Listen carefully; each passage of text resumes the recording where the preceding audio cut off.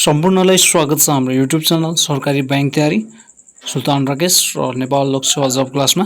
आज मैले चाहिँ बैंक तथा वित्तीय संस्थाबाट सोध्न सक्ने अत्यन्त महत्त्वपूर्ण वस्तुगत प्रश्नहरू लिएर आएको छु। सुरुदेखि अन्त्यसम्म हेर्नु होला। यदि च्यानलमा नयाँ हुनुहुन्छ र फर्स्ट टाइम च्यानल हेर्दै हुनुहुन्छ भने सब्स्क्राइब लाइक शेयर गर्न चाहिँ नभुल्नु होला। हस्त धेरै ढिला नगरिकन सुरु गरौँ आजको प्रश्न। बैंक तथा वित्तीय संस्था सम्बन्धी ऐन 2073 को प्रमाणीकरण कहिले भएको थियो र यसको राइट एन्सर रहेको छ अप्सन ए विक्रम सम्वत 2074 वैशाख 10 गते बैंक तथा वित्तीय संस्था सम्बन्धी ऐन 2073 को प्रमाणीकरण भएको थियो है त। अब अर्को प्रश्न नम्बर 2 यो चाहिँ नेपाल बैंक लिमिटेडमा र तपाईको बैंकिङहरुमा सोध्ने प्रश्न हो। नेपाल बैंक लिमिटेड तह 3 कनिष्ठ सहायक गोल्ड टेस्टर हुन लागेको भदौ 17 गते हुन लागेको परीक्षाको लागि चाहिँ अत्यन्त महत्त्वपूर्ण छ है। यो टपिक चाहिँ त्यसमा समावेश भएको छ र यसबाट प्रश्न सोध्छन् है। त्यही भएर तपाईले यो राम्रोसँग हेर्नु होला। अर्को प्रश्न हेरौँ है त। प्रश्न नम्बर 2 बैंक तथा वित्तीय संस्था सम्बन्धी ऐन 2073 दफा कति अनुसार वाणिज्य बैंक भन्नाले बैंकिङ तथा वित्तीय कारोबार गर्न संस्थापना भएको संगठित संस्था भनेर बुझिन्छ र अप्सन ए रहेको छ दफा 49 को उपदफा 1 मा रहेको छ है त।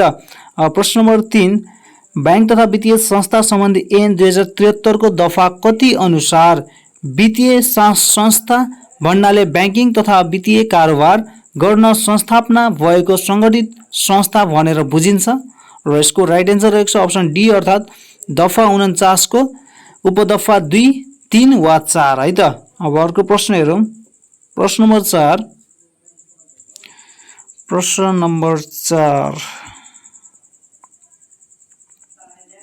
दफा कति अनुसार स्वतन्त्र सञ्चालक भनेको स्वतन्त्र सञ्चालकको पदमा नियुक्त व्यक्ति सम्झिनु पर्दछ र यसको राइट एन्सर रहेको छ अप्सन ए अर्थात दफा 14 को उपदफा 3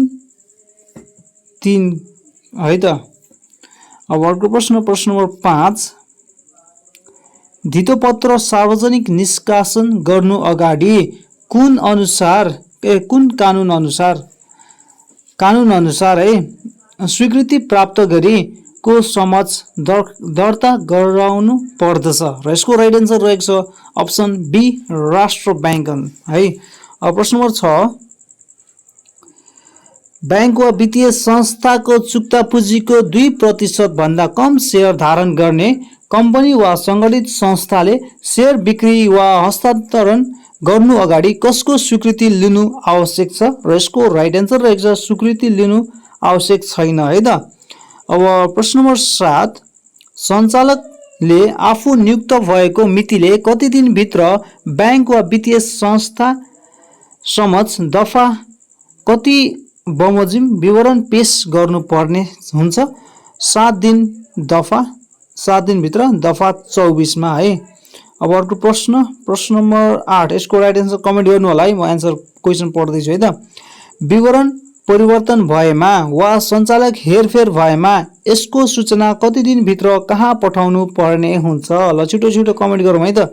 र यसको राइट एन्सर रहेको छ 15 दिन भित्र राष्ट्र बैंकमा चाहिँ पठाउनु पर्ने हुन्छ। अब प्रश्न नम्बर 9 कार्यकारी प्रमुख आफ्नो कामको निमित्त को प्रति उत्तरदायी हुनेछ र यसको राइट एन्सर कमेन्ट गरौँ है छिटो। र यसको राइट एन्सर रहेको छ सञ्चालक समिति प्रति उत्तरदायी हुनेछ है त कार्यकारी प्रमुख।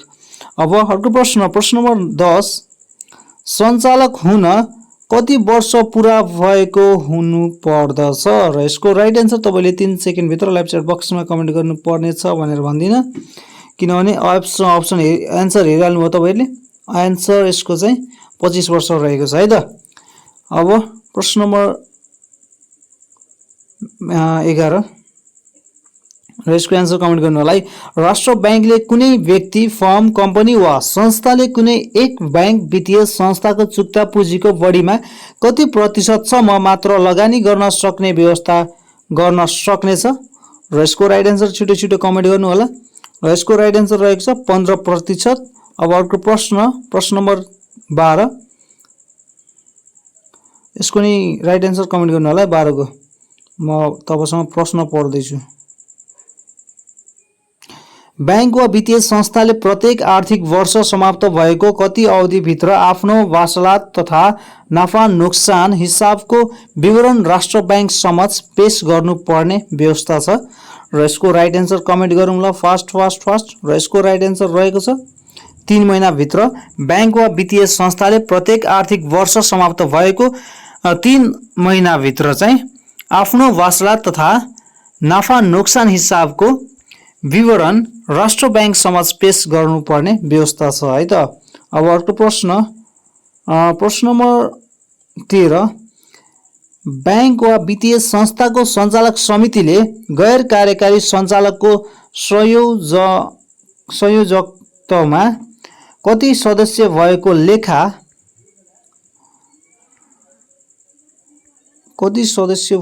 लेखा परीक्षण समिति गठन गर्नुपर्ने व्यवस्था छ र यसको राइट एन्सर रहेको छ अप्सन ए 3 सदस्य। अब 14 नम्बरको प्रश्न लेखा परीक्षकको नियुक्ति कसले गर्दछ? लेखा परीक्षकको नियुक्ति चाहिँ साधारण सभाले गर्दछ।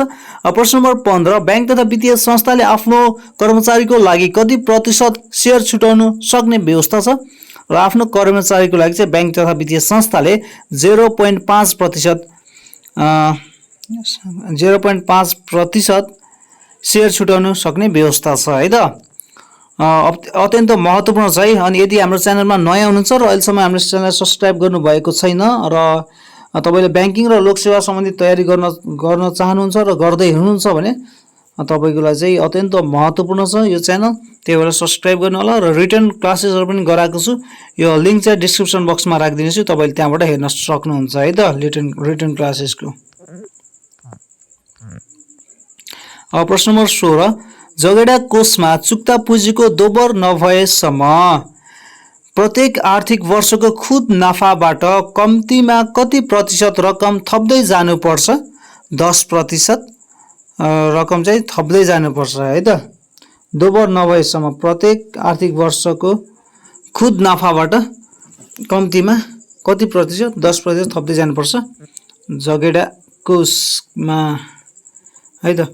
अब अर्को प्रश्न नम्बर 17 संस्थाको स्वैच्छिक खारेजीको लागि सैद्धान्तिक सहमति प्राप्त गरेको मितिले कति दिन भित्र सम्बन्धित व्यक्तिहरूलाई सोको सूचना पठाउनु पर्नेछ र यसको राइट एन्सर रहेछ 30 दिन भित्र। अब अर्को प्रश्न यसको एन्सर कमेन्ट गर्नु होला है 18 को बैंक वा वित्तीय संस्थाले आफ्नो कुल जारी पुँजीको कम्तीमा कति प्रतिशत शेयर सर्वसाधारणलाई बिक्री वितरण गर्नको लागि छुट्याउनु पर्दछ? यो धेरै पटक सोधेको प्रश्न हो नेपाल बैंक लिमिटेडमा।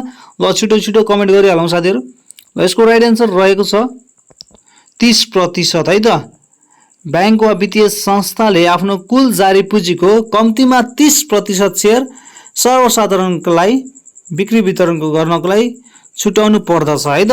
अब अर्को प्रश्न नम्बर 19 र यसको एन्सर कमेन्ट गरौँ है। बैंक वा वित्तीय संस्थाको संस्थापकले वित्तीय कारोबार सञ्चालन गरेको कम्तीमा कति अवधि नपुगेसम्म आफ्नो नाममा रहेको शेयर बिक्री गर्न वा धितो बन्धक राख्न पाइँदैन र यसको राइट एन्सर कमेन्ट गरौँ है त। फास्ट यसको राइट एन्सर रहेको छ 5 वर्ष है। अब अर्को प्रश्न नम्बर 20 को नि एन्सर कमेन्ट गर्नु होला है त। दफा 78 बमोजिम बैंक तथा वित्तीय संस्थाको बाध्यात्मक खारेजीको लागि को समक्ष निवेदन दिने बित्तिकै राष्ट्र बैंकले त्यस्तो बैंक वा वित्तीय संस्थाको वित्तीय कारोबार स्थगन गर्न आदेश दिनेछ र यसको राइट एन्सर कमेन्ट गरौँ है फटाफट। र यसको राइट एन्सर रहेको छ अदालत है, अदालतले। अब यसको पनि कमेन्ट गरौँ है। दफा 103 को उपदफा 1 को खण्ड क बमोजिम कसुर गरेमा के सजाय हुने व्यवस्था छ? ल यसको राइट एन्सर कमेन्ट गरौँ है त फटाफट।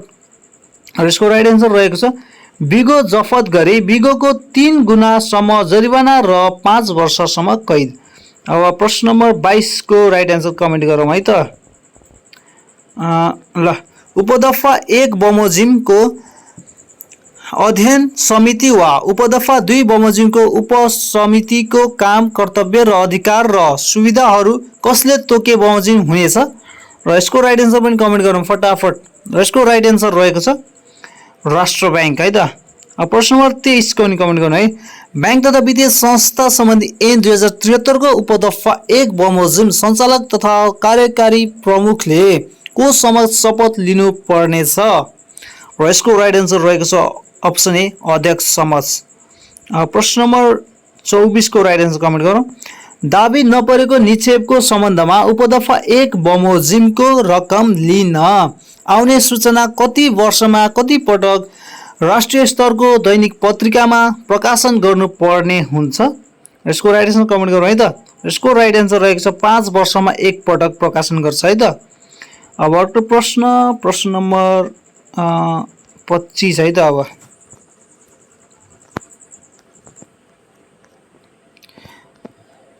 दफा 103 को उपदफा 11 को खण्ड क देखि खण्ड घ सम्मको जरिवाना गर्दा बिगो नखुलेको अवस्थामा कति जरिवाना हुने व्यवस्था छ? 10 लाखदेखि 50 लाखसम्म।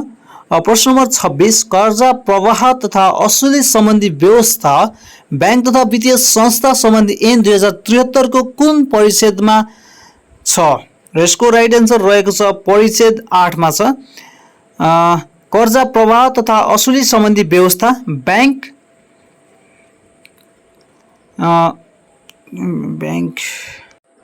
असुली सम्बन्धी व्यवस्था कहाँ गयो? असुली सम्बन्धी व्यवस्था ब्याङ्क तथा वित्तीय संस्था सम्बन्धी ऐन 2073 को परिच्छेद 8 मा व्यवस्था गरिएको छ। प्रश्न नम्बर 27 ब्याङ्क तथा वित्तीय संस्था सम्बन्धी ऐन 2073 मा जम्मा कति परिषद हुन्छ? परिच्छेद छ 14 परिच्छेद छ है त। ब्याङ्क तथा वित्तीय संस्था सम्बन्धी ऐन 2073 मा जम्मा 14 परिच्छेद छ। अब अर्को प्रश्न नम्बर 28 अन्तर ब्याङ्क सापटीको अवधि कति अवधिको हुनुपर्ने व्यवस्था छ? बढीमा 7 दिन रहेको छ है। यो सोधेको प्रश्न हो है धेरै पटक। अन्तर ब्याङ्क सापटीको अवधि कति अवधिको हुनुपर्ने व्यवस्था छ? बढीमा 7 दिन है अन्तर ब्याङ्क सापटी। अब प्रश्न नम्बर 29 नेपाल राष्ट्र ब्याङ्कको काम, कर्तव्य र अधिकार नेपाल राष्ट्र ब्याङ्क ऐन 2058 को कति दफामा उल्लेख गरिएको छ? र यसको राइट एन्सर रहेको छ दफा 5 मा उल्लेख गरिएको छ।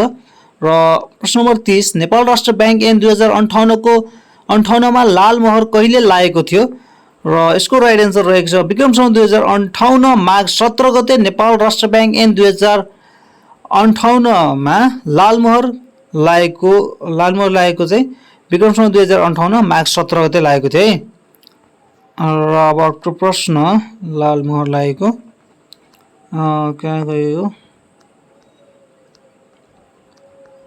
लाल मोहर लागेको यो प्रश्न नम्बर 31 लिक्विडेटरको पारिश्रमिक तथा सेवा सुविधाको निर्धारण कसले गर्दछ? राष्ट्र ब्याङ्कको सिफारिसमा अदालतले गर्दछ लिक्विडेटरको पारिश्रमिक तथा सेवा सुविधाको निर्धारण है राष्ट्र ब्याङ्कको सिफारिसमा अदालतले। अब 32 नम्बरको प्रश्न हेरौँ। ब्याङ्क तथा वित्तीय संस्थाको बाध्यात्मक खारेजीको विषयमा परिच्छेद कतिमा उल्लेख गरिएको छ? परिच्छेद 12 मा चाहिँ ब्याङ्क तथा वित्तीय संस्थाको बाध्यात्मक खारेजीको विषयमा उल्लेख गरिएको छ परिच्छेद 12 मा। अब यो प्रश्न नम्बर 33 ब्याङ्क तथा वित्तीय संस्थाको बाध्यात्मक खारेजीको लागि अदालत समक्ष निवेदन दिएपछि राष्ट्र ब्याङ्कले त्यस्तो ब्याङ्क वा वित्तीय संस्थाको सम्पूर्ण वित्तीय कारोबार स्थगन गर्न आदेश दिने विषयमा कुन दफामा उल्लेख गरिएको छ?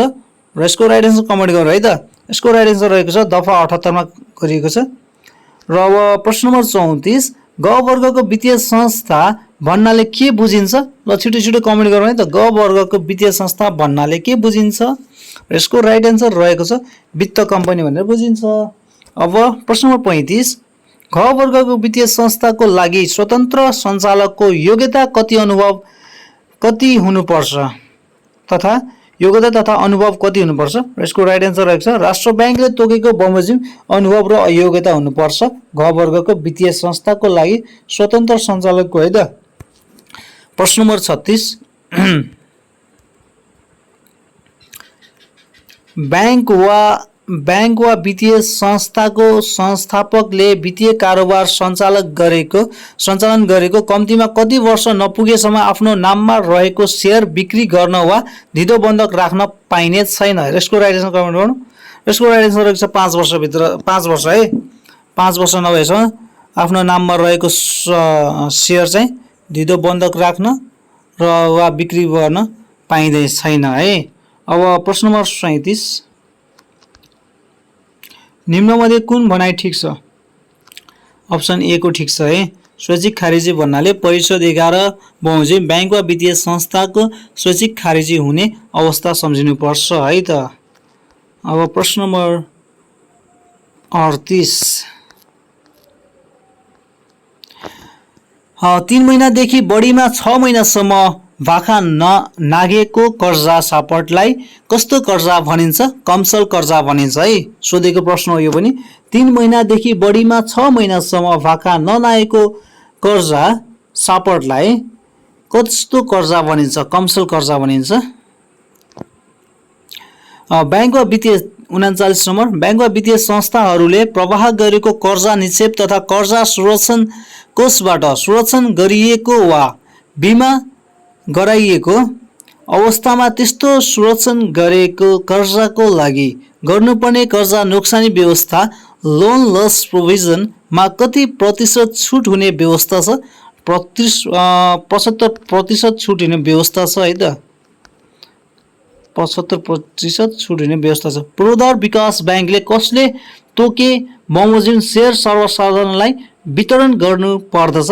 राष्ट्र बैंकले तोके बमोजिम चाहिँ। 41 नम्बरको हेरौँ। बैंक तथा वित्तीय संस्था सम्बन्धी ऐन 2073 अनुसार वित्तीय स्वार्थ हुनलाई कति प्रतिशत भन्दा बढी शेयर स्वामित्व धारण गरेको शेयरधनी हुनुपर्छ?